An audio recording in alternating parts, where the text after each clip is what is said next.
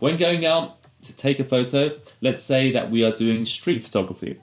I want my subject to be frozen, meaning that I do not want them to be blurry, showing any movement. This is the case most of the time. So I know that I want a minimum shutter speed of 1/250 of a second to freeze the motion. If it is daytime, this will most probably be a lot higher. Remember that you can never go wrong with a fast shutter speed.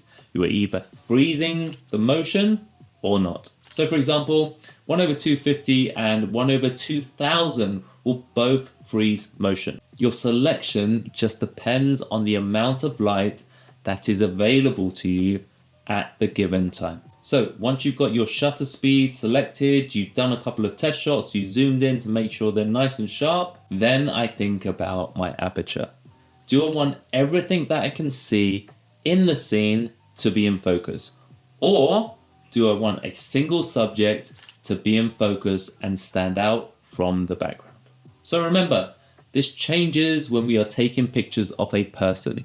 We would normally want the person to stand out from the background, right? So we would use a larger aperture or a low f-stop, f1.2, f2.8, depending on what lens you're using at the time. If we are taking pictures of a landscape or a building, or maybe a crowd of people, we would want the entire picture to be in focus. So we would use a smaller aperture, a higher f-stop, like f6, f8, f11, and so on. Now that I have my shutter and my aperture set, lastly, I will adjust my ISO accordingly. Now, you can set this to auto ISO if you wish and allow the camera to select the correct ISO for you. As you get more advanced and skilled, you will then start to do this manually depending on your creative output of your image.